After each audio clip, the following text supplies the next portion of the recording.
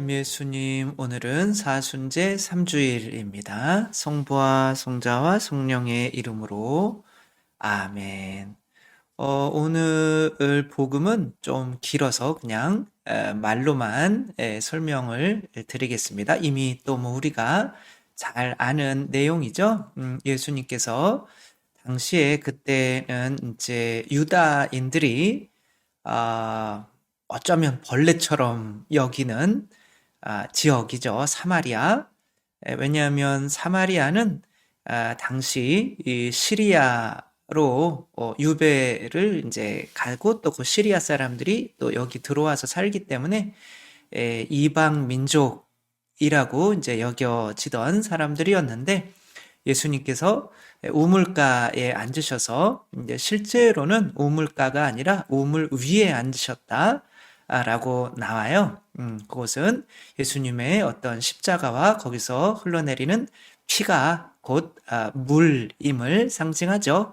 그리고 이 이야기가 이제 세례자 요한의 세례의 이야기로 시작하는 건데 진짜 세례가 뭔지 이스라엘 백성이 이집트를 탈출해서 홍해 빨간 바다를 건너는 것이 이제 세례의 상징이라고 바오로 사도가 말씀을 하시는데 그 이제 빨간 바다 그게 예수님의 피이고 여기서는 영과 진리로 나타나고 있죠. 영은 이제 부모님께서 자녀들에게 넌 내 자녀야라고 흘려주는 그 피를 의미하죠. 그러니까 이제 엄마의 젖이라고 생각하면 되는 거죠. 그게 살과 피잖아요. 엄마의 젖을 먹으며 이 양반이 나를 낳았구나, 창조자구나.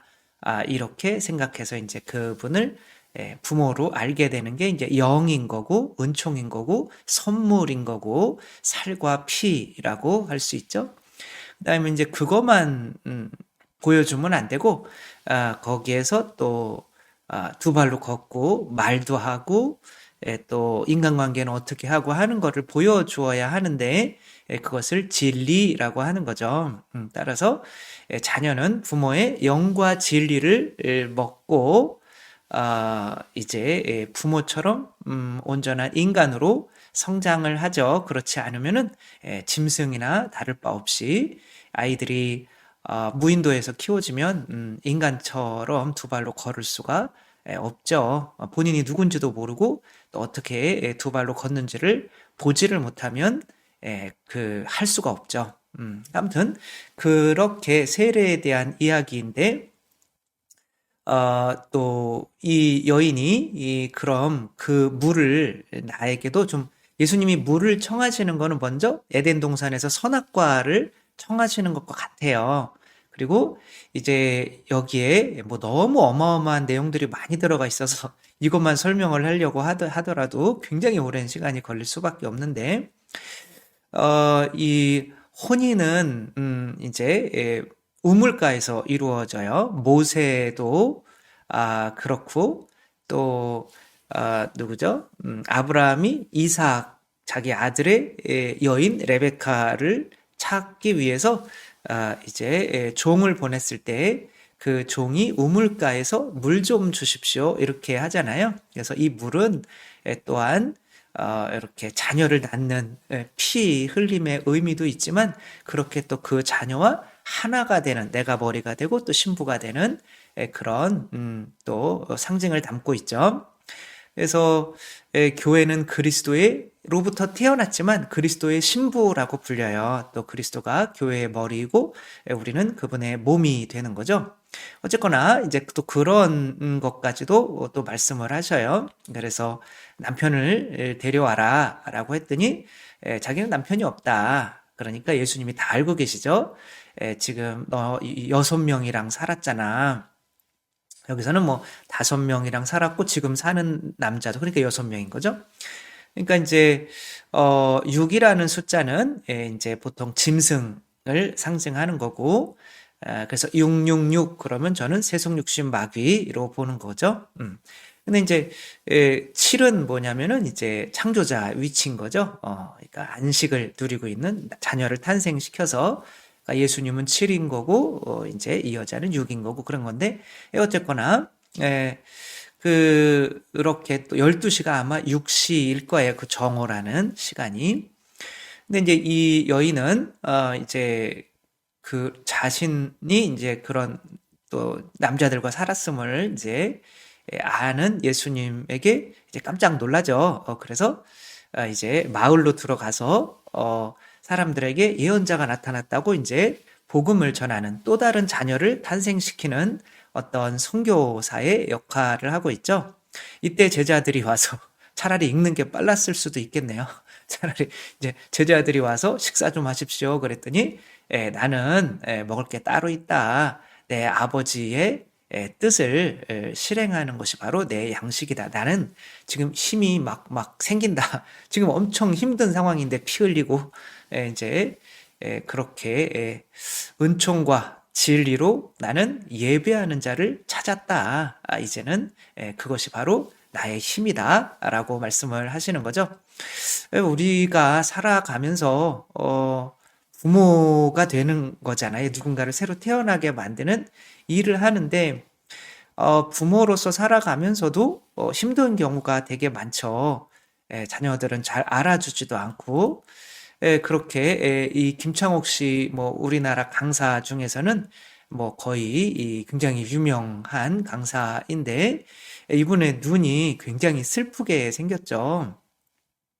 이분이 강의를 너무 재밌게 하면서도 실제로는 이제 우울증에 굉장히 시달리는 고 있다고 이렇게 많이 이야기를 했어요. 그래서 소통의 강사고 재밌게 이야기를 해야 되는 건데 병원에 상담하러 갈 수가 없는 거죠. 창피해서. 그래서 이제 어떤 강의 때 신부님들이 모여 있을 때 한 신부님이 너무 자상하게 보여서 면담 좀 하고 싶습니다. 지금 죽을 지경 죽고 싶습니다. 자살하고 싶습니다.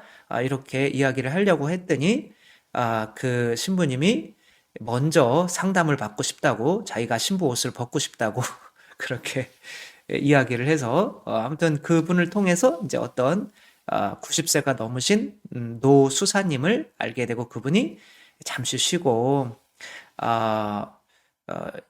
그 프랑스로 가면 이제 어떤 시골의 수도회가 있는데 말도 안 통하는데 근데 이제 너무 절실해가지고 2주의 휴가를 내고 그 수도원을 찾아간 거죠. 근데 거기에서 이제 배밭인가 이제 말을 못하죠. 거기서 이제 침묵으로 하는데 자기 마음속에서 그래 너 여기까지 잘 왔다라고 하는 어떤 남성의 목소리가 들린 거죠. 자기 내면에서. 이제 하느님께서 아버지로서 창조자로서 해주시는 거죠. 근데 그때 눈물을 흘리고 이제 또 살아갈 수 있는 힘을 얻어서 돌아왔다 이 이야기를 이제 하죠. 그러니까 힘을 얻는 건데 이분은 자녀들도 있고 아내도 있고 한데 그걸 위해서 지금 일을 하고 있는 건데 너무 지쳐 있는 거예요. 지금 사마리아 여인과 마찬가지인 거죠. 결혼도 하고 뭐도 하고 하는데 삶이 지쳐 있는 거예요. 왜? 예배를 하지 못하니까. 근데 이 김창옥 씨도 아버지를 존경하기가 좀 어려운 상황이었던 거예요. 도박을 좋아하시고 또 어머니를 이제 또 뭐 폭력을 쓰시기도 하고 자녀들에게도 굉장히 무서운 그래서 나는 절대 술을 먹지 말고 아버지처럼 살지는 않겠다. 그렇게 결심해서 살아가는데 힘은 없는 거죠. 근데 그래서 사람은 누군가를 예배하지 않으면 그 누군가 영과 진리 안에서 그분이 근데 나를 예배를 하려면 그분에게 내가 받은 영, 피가 있어야 되고 또 진리, 가르침이 있어야 되는데 이분의 아버지에게서는 그거를 찾아내지를 못하는 거죠. 그러니까 내가 아버지로서 살아가는데 힘이 없는 거죠. 심순덕 시인이 이제 뭐 가톨릭 신자라고 알고 있는데 이분이 엄마는 그래도 되는 줄 알았습니다. 라는 시가 있죠. 이분이 이제 어렸을 때 이제 어머니의 사랑을 많이 받고 자랐지만 31살 때 이제 결혼해서 아이를 낳고 그럴 때 이제 액자 속에 엄마가 이제 돌아가신 거죠. 그때 이제 자녀 낳고 이렇게 키우고 있는데 아마도 살아가는 게 이제 힘드니까 엄마 생각이 났던 것 같아요. 돌아가신 엄마 생각이. 그래서 그 엄마 생각을 하면서 이 시를 썼다고 하죠. 한번 읽어 드릴게요. 엄마는 그래도 되는 줄 알았습니다. 하루 종일 밭에서 죽어라 힘들게 일해도 엄마는 그래도 되는 줄 알았습니다. 찬밥 한 덩이로 대충 부뚜막에 앉아 점심을 때워도 엄마는 그래도 되는 줄 알았습니다. 한겨울 냇물에서 맨손으로 빨래를 방망이질해도 엄마는 그래도 되는 줄 알았습니다. 배부르다, 생각 없다, 식구들 다 먹이고 굶어도 엄마는 그래도 되는 줄 알았습니다. 발 뒤꿈치 다 해져 이불이 소리를 내도 엄마는 그래도 되는 줄 알았습니다. 손톱이 깎을 수조차 없이 닳고 문드러져도 엄마는 그래도 되는 줄 알았습니다. 아버지가 화내고 자식들이 속썩여도 전혀 끄떡없는 엄마는 그래도 되는 줄 알았습니다. 외할머니 보고 싶다, 외할머니 보고 싶다. 그것이 그냥 넋두리인 줄만 한밤중 자다 깨어 방구석에서 한없이 소리를 죽여 울던 엄마를 본 후론 엄마는 그러면 안 되는 것이었습니다. 이 시가 뭘까요? 바로 엄마를 예배하는 시인 거죠. 엄마가 나에게 보여준 키, 그 사랑, 그 희생, 그 다음에 엄마가 나에게 가르쳐 준 것들, 진리. 그러니까 영과 진리 안에서 지금 엄마를 예배하면서 이분의 심정은 나는 힘들어 죽겠다. 이런 심정이 아니라 그래 엄마가 나를 이렇게 사랑하셨으니까 나도 힘내야지 라고 하는 양식을 먹게 되는 거죠.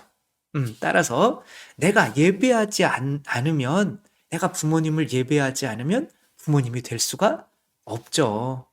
그래서 나는 하느님의 자녀가 되어야 되는데 그럼 누구를 예배해야겠어요? 하느님을 예배해야겠죠. 영과 진리 안에서 그걸 이제 미사 때 하게 되는 거죠. 진리로 예배하는 거가 바로 말씀의 전례고 영으로 예배하는 것이 바로 성찬의 전례가 되는 거죠. 그래서 어떤 학교에서 아이들에게 30일 동안 부모님을 칭찬하고 그 일기를 써오라고 숙제를 냈죠. 그래서 이제 아이들이 처음에는 우리 집은 안 돼요. 부모님을 절대 칭찬할 수는 없어요. 사춘기 아이들이 그렇죠. 근데 이제 억지로라도 칭찬을 했더니 부모님들 반응이 이놈이 미쳤나? 뭐 이러다가 나중에는 점점 더 그래? 내 배가 멋있어? 그래? 내 얼굴이 이뻐? 뭐 이렇게 하며 부모님이 좋아하는 거를 보고 야, 자신들도 아이들도 뿌듯해하고 또 한 엄마는 이제 집 나갔다가 돌아왔는데 엄마가 해주는 밥이 제일 맛있어요. 이제 그러니까 엄마가 막 눈물을 흘리는 거죠. 엄마 왜 울어? 그랬더니 양파 때문에 이렇게 이야기를 했다고 하죠. 그러니까 아이도 양파 때문에 눈물이 났다. 편지 이제 그런 식으로 쓴 거죠. 그래서 이게 이제 교육 채널 EBS에서 엄마는 울었다라고 하는 유튜브에 있으니까 한번 봐보시면 좋을 것 같고요. 아무튼 그렇게 아이들은 이렇게 부모를 예배하면서 찾아내는 거죠.